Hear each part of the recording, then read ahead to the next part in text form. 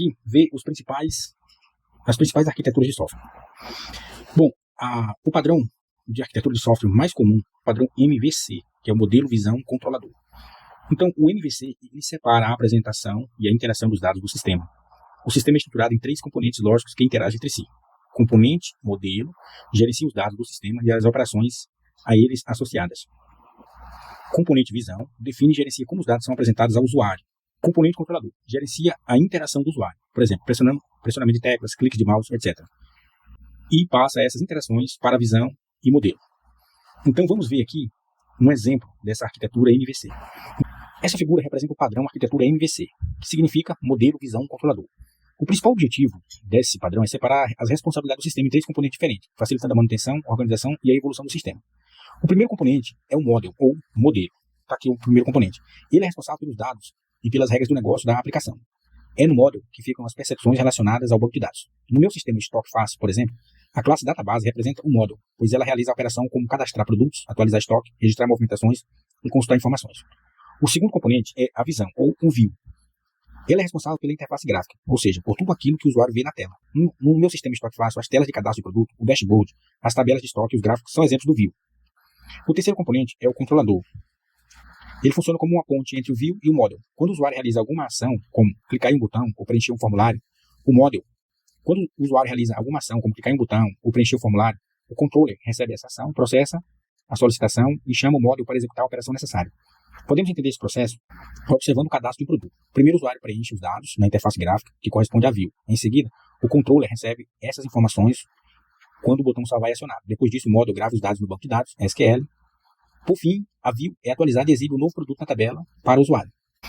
Quando é utilizado esse modelo? É utilizado quando há várias maneiras de visualizar e interagir com os dados. Também é utilizado quando os requisitos futuros para a interação e a apresentação dos dados são desconhecidos. A outra arquitetura de software que nós vamos falar aqui é o padrão de arquitetura em camadas. Então ele organiza o sistema em camadas, com funcionalidade associada a cada uma. Uma camada fornece serviços para a camada acima dela, então as camadas nos níveis mais inferiores representam serviços essenciais que tendem a ser utilizados em todo o sistema. Então vamos ver aqui um exemplo. O sistema é dividido em partes independentes, onde cada camada possui uma responsabilidade específica. A comunicação ocorre de cima para baixo. Ou seja, cada camada utiliza o serviço da camada imediatamente inferior. Na primeira camada aqui, nós temos a interface com o usuário. É a camada que o usuário enxerga. Por exemplo, no meu Stock Fácil, no meu sistema Stock Fácil, nós temos lá o dashboard, tela de produtos, tela de movimentações, botões, gráficos, tabelas. Tudo isso foi desenvolvido com tkinter e custom tkinter. Aqui na segunda camada, gerenciamento de interface, autenticação e autorização. Essa camada controla as ações realizadas pelo usuário. Exemplo, clicar em salvar, clicar em editar, clicar em excluir, validar campos. A terceira camada, lógica do negócio. Lógica principal do negócio. Funcionalidade da aplicação. Componentes utilitários do sistema. Esse terceiro aqui é o coração do sistema. Aqui ficam as regras. Quarta camada, apoio ao sistema. Sistema operacional, banco de dados, etc. E a estrutura. Quando é utilizado? É utilizado quando se cria novos recursos em cima de sistemas existentes. Quando o desenvolvimento é distribuído por vários times, cada um deles é responsável por uma camada de funcionalidade. Quando há necessidade de segurança de informação, security em múltiplos níveis. Padrão repositório. Todos os dados em um sistema são gerenciados em um repositório central que é acessível a todos os componentes do sistema. Os componentes não interagem diretamente apenas por meio do repositório.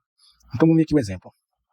Então nessa figura, o Somerville apresenta o padrão de arquitetura chamado arquitetura de repositório. A ideia principal desse padrão é que todos os componentes dos sistemas compartilham uma única base central de informações, chamada repositório de projeto. Observe que o repositório está no centro da arquitetura. Ele funciona como um coração do sistema, armazenando todos os dados do projeto. Antes de continuar, precisamos entender o que é uma IDE. IDE significa Integrated Development Environment, ou Ambiente Integrado de Desenvolvimento. Um exemplo de IDE é o PyCharm, Visual Studio. Repositório do projeto. Essa caixa central representa o repositório do projeto. Ela guarda informações importantes, como código-fonte. Todos os outros componentes acessam esse repositório para ler ou gravar informações. Então, editores de UML acessam o repositório para ler ou gravar informações. Ele permite criar diagrama de software, como diagrama de classe, diagrama de casos de uso, diagrama de sequência. Quando o diagrama é criado ou alterado, as informações são armazenadas diretamente no repositório. Aqui também nós temos geradores de código. Esses componentes transformam modelos ou diagramas em código-fonte automaticamente. Por exemplo, criamos um diagrama de classe e o gerador produz classes Java ou Python. Aqui nós temos o tradutor do projeto, que é o design.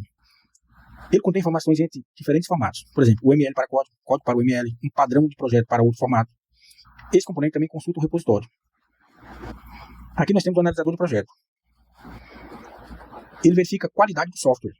pode identificar erros de modelagem, inconsistência, dependências incorretas, problemas de arquitetura. Para realizar essa análise, ele lê os dados armazenados no repositório. Gerador de relatório, ele produz documentos com informações de projeto, como estatística, métricas, documentação, resumo de desenvolvimento. Os dados utilizados também são obtidos diretamente no repositório. Quando ele é utilizado, esse padrão deve ser usado em um sistema no qual são gerados grandes volumes de informações que precisam ser armazenados por muito tempo. Também é possível usá-los nos sistemas dirigidos por dados, cuja inclusão no repositório dispara uma ação ou uma ferramenta. Outro padrão de arquitetura de software é o padrão cliente-servidor. Em uma arquitetura cliente-servidor, o sistema é apresentado como um conjunto de serviços e cada serviço é fornecido por um servidor separado. Os clientes são usuários desse serviço e acessam os servidores para usá-los. Vamos ver um exemplo. Aqui nós temos um exemplo. Nós podemos utilizar hoje, quem usa muito isso são os canais de streaming. Netflix, por exemplo. Então, por exemplo, o cliente 1, por meio da internet, acessa o servidor de catálogo e o servidor de catálogo disponibiliza o catálogo da biblioteca. O cliente 2, por meio da internet, acessa o servidor de vídeo, que contém o repositório dos filmes. O cliente número 3 acessa a internet, acessa o servidor de imagem, que tem repositório de fotos. O cliente 4 acessa, por meio da internet, o servidor web, e o servidor web disponibiliza informações de filmes e fotos. Quando é utilizado? Utilizado quando os dados em um banco de dados compartilhado têm de ser acessados a partir de diversos locais. Como os servidores podem ser replicados, eles também podem ser utilizados quando a carga em um sistema for variável. O outro é o padrão duto e filtro, ou pipe and filter. O processamento dos dados em um sistema é organizado de modo que cada componente de processamento, filtro, é discreto e executa um tipo de transformação dos dados. Os dados fluem como um duto, de um componente para o outro, para serem processados. Então nós temos aqui um exemplo de arquitetura duto e filtro. Então nós temos aqui a fatura e os pagamentos. Então a fatura é gerada, ele lê as faturas feitas e identifica o pagamento. Se o pagamento foi realizado, ele emite recibo, e aqui o recibo gera um documento com o nome, data de pagamento e o valor. E na identificação do pagamento, o pagamento não foi identificado, então ele encontra o pagamento vencido, emite lembretes de pagamento, pode enviar mensagem para o usuário, informando que ele não pagou a conta, e aí ele envia o lembrete. Quando é utilizado? Utilizado frequentemente nas aplicações de processamento de dados, tanto baseadas em lotes quanto em transações, em que as entradas são processadas em estágios separados, quando saídas relacionadas. Antes de terminar, eu quero te perguntar, e você vai escrever no comentário, se um software ele pode ter apenas uma arquitetura ou várias arquiteturas. Mas antes de concluir, eu quero trazer aqui essa opinião do Crutzen, que ele traz um modelo de arquitetura de software 4+1. Na visão dele, deveria haver 4 visões fundamentais de arquitetura, que podem ser ligadas por meio de casos de uso e de cenário. Ele percebeu que uma visão única de arquitetura não era suficiente para explicar um sistema complexo. Cada pessoa envolvida no projeto possui interesses diferentes. Por exemplo, o programador quer saber como o código foi dividido. O gerente quer saber como o projeto está organizado. O administrador da infraestrutura quer saber onde o sistema será instalado. O cliente quer saber se os requisitos serão atendidos.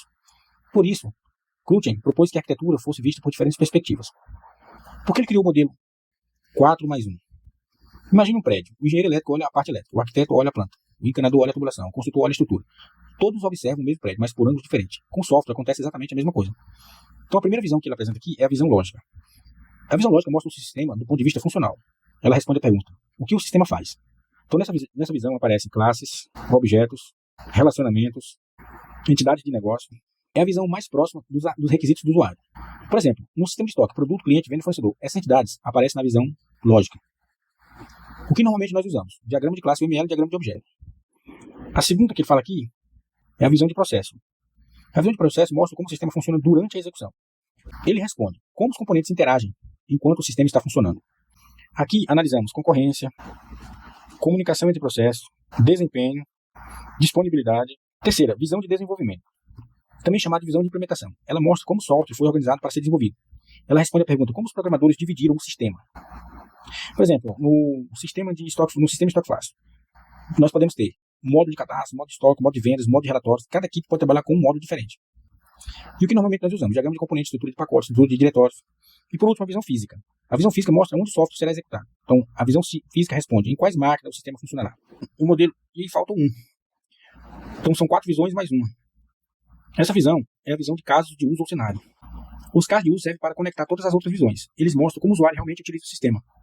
Exemplo do caso de uso, realizar a venda. Para executar esse caso de uso, precisamos visão lógica, classe de produto de venda, visão de processo, fluxo de venda, visão de desenvolvimento, módulo de venda, visão física, computador, do caixa ou servidor. Perceba que o caso de uso une todas as visões. Então, visão lógica, o que o sistema faz? Visão de processo, como o sistema executa suas tarefas? Visão de desenvolvimento, como o software foi construído? E a visão física, onde o software será executado.